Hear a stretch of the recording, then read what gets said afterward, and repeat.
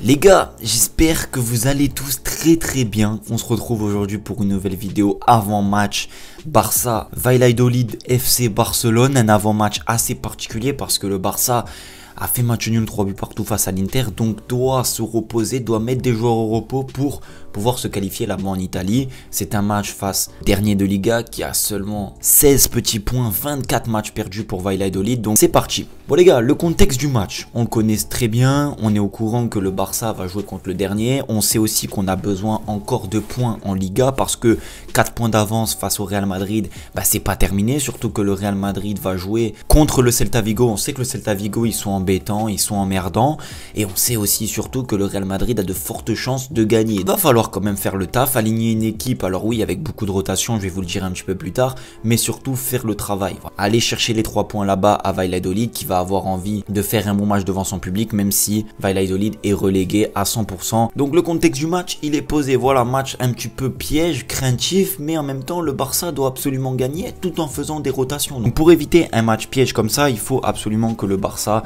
continue à être dans la même lignée de ce qu'ils sont en train de faire. Progression, développement des jeunes, prenez un jeu offensif, surtout que Valladolid c'est pas forcément exceptionnel, c'est dernier du championnat, c'est une équipe qui doit aller en deuxième division avec tout le respect que j'ai, mais ils ont raté leur saison. 24 défaites, 81 buts encaissés pour 25 ou 24 petits buts, c'est très léger, et c'est pour ça que je dis que oui, le Barça va devoir continuer sur sa lignée, mais le Barça va devoir être dans l'obligation de faire des rotations. On a un match super important contre l'Inter dans quelques jours. Aujourd'hui, Flick ne peut pas se permettre de mettre l'équipe type, même si on doit absolument gagner ce match parce que ça peut être un match piège et on doit continuer à prendre de l'avance et se donner de l'avance pour le Classico face au Real Madrid, parce que le Real Madrid joue le Celta Vigo. Certes, le Celta Vigo est une équipe embêtante, mais à domicile, certainement, le Real va faire le travail. Donc nous, on est dans l'obligation de gagner le match tout en faisant tourner, tout en prenant un jeu cohérent, ne pas mettre des doutes aussi dans les têtes et tout simplement prendre de l'avance. Donc c'est un match pas facile et je pense que le Barça, bien évidemment,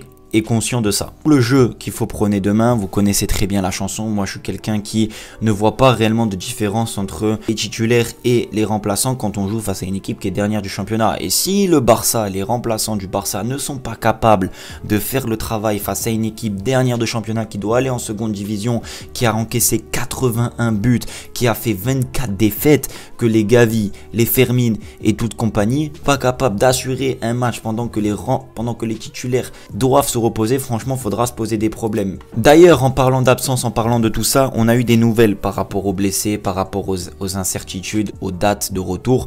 Baldé et Lewandowski devraient être de retour pour le match face à l'Inter de Milan. Encore plus une occasion de faire tourner pour le Barça, pour laisser reposer les potentiels remplaçants de Lewandowski et de Baldé, pour pas qu'on se retrouve sans plus personne. Et aussi, Jules Koundé sera absent pendant plus de 3 semaines. Alors voilà, c'est une vraie... J'avais prévenu que par rapport à l'enchaînement des matchs et tout ça, on allait avoir des blessés, qu'on peut pas faire une saison sans 0 blessé, que c'est une complexité que le Barça doit faire face comme tous les clubs, et aujourd'hui on en fait face. Moi, le constat que je vois, le constat que je fais, c'est que finalement le Barça a plus de latéraux, donc Baldé blessé, Koundé blessé, et on n'a pas réellement de doublure. Aujourd'hui, tu mets Gérard Martin mais t'es pas satisfait, Hector Fort côté droit, il a jamais réellement enchaîné de matchs cette saison, et tu vas être contraint de mettre Eric Garcia. Donc c'est peut-être quelque chose aussi qu'il fallait voir un petit peu en début de saison, anticiper la chose. Maintenant voilà, c'est comme ça, il va falloir faire avec et se battre avec nos armes bien évidemment. Donc pour continuer sur la lignée de ce que je suis en train de dire, la rotation, la composition d'équipe pour demain face à Valladolid. Bien évidemment, grosse rotation dans le 11 titulaire. Attention, ça reste un 11 compétitif qui, pour moi, je le répète, a largement les capacités et doit avoir les capacités d'assurer un match face au dernier du championnat parce que tu joues au Barça, parce que c'est ton devoir. Au goal, Marc-André Ter Stegen, je trouve ça pertinent de le faire commencer sur ce genre de rencontre. C'est une rencontre où, comme je l'ai dit, la totalité de la rencontre va se passer côté Valladolid dans leur camp, donc ils vont pas forcément beaucoup attaquer. C'est une équipe qui a marqué que 25 petits buts en 33 matchs. 24 petits buts en 33 matchs, c'est une équipe, c'est la pire attaque de la Liga et ils ont encaissé 81 buts, 16 points, 25 défaites, 4 nuls, 4 victoires. Donc il ne faut pas s'attendre à ce que contre le Barça, cette équipe se met à gagner. Voilà, il ne faut pas douter, il ne faut pas commencer à partir dans des complots quoi que ce soit. Le Barça doit faire le taf et va faire le taf. Donc ça me paraît pertinent de mettre Ter Stegen sur ce genre de match qui peut être un match tranquille et qui peut avoir quelques parades pour pouvoir se mettre, remettre dans le bain et se mettre en valeur. À droite, Hector Fort, voilà, à droite Hector Fort, ça me paraît pertinent. Moi je trouve Je pense que Eric Garcia va commencer ce match côté droit, mais c'est ma composition d'équipe, c'est ce que je voudrais voir. Et ça permettrait à Eric Garcia de faire moins d'efforts et de se ménager en tant que milieu de terrain et plus être dans la construction du jeu. En défense centrale, Alaro, Christensen, défense cohérente, Alaro qui doit enchaîner. Lui par contre, il enchaîne pas beaucoup, c'est pas quelque chose dont il est menacé. Christensen pour son retour, c'est un match aussi qui me paraît pertinent pour qu'il commence. Il peut prendre de la confiance, il peut se rassurer et surtout qu'il a fait une bonne petite rentrée contre l'Inter. À gauche, Gérard Martin. Voilà, Gérard Martin, sur ce genre de match, il peut prendre confiance, il peut déborder, il peut essayer certaines choses. Et je pense aussi que contre l'Inter, ça ne sera pas lui qui sera titulaire, mais Inigo Martinez. Au milieu de terrain, Gavi, Fermin, Eric Garcia. Donc Eric Garcia en sentinelle basse et Gavi en double pivot et Fermin en numéro 10. Très bon milieu, cohérent. Franchement, là, il y a de la qualité. On ne peut pas se plaindre de ce milieu pour un milieu remplaçant. C'est un milieu qui me paraît très pertinent. À gauche, Ansu Fati. Bah, voilà, Ansu Fati, il a commencé un match titulaire la dernière fois contre Mallorca. Je ne vois pas pourquoi il ne commencerait pas un match titulaire où justement la rotation s'impose contre Valladolid et je pense sincèrement qu'il sera titulaire.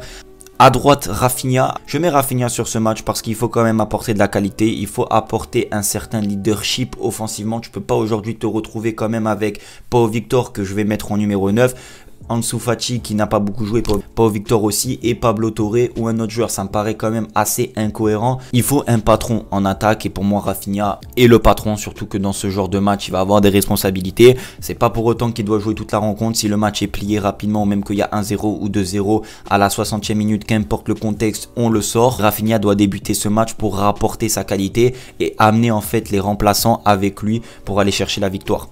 Voilà, j'ai fait le tour pour ce petit avant-match. Voilà, c'est un avant-match entre une demi-finale de Ligue des Champions, donc c'est pas facile d'y trouver la motivation, je comprends, mais c'est un match super important parce qu'il y a le titre en Liga qui se joue et moi je vais être devant ma télé et super impatient de voir cette rencontre, voir si les remplaçants sont capables d'assurer l'intérim entre guillemets des titulaires et voir. Je le rappelle qu'on est un groupe, donc tout le monde doit avoir son rôle à jouer et ce genre de match c'est clairement les matchs que j'adore, les matchs pièges, et savoir si le Barça mentalement, physiquement, tactiquement, techniquement, avec tous les problèmes qu'ils ont en ce moment, le titre à aller chercher, la demi-finale, les remplaçants, les blessures, s'ils sont capables d'aller chercher cette victoire à l'extérieur, même si c'est face au dernier du championnat.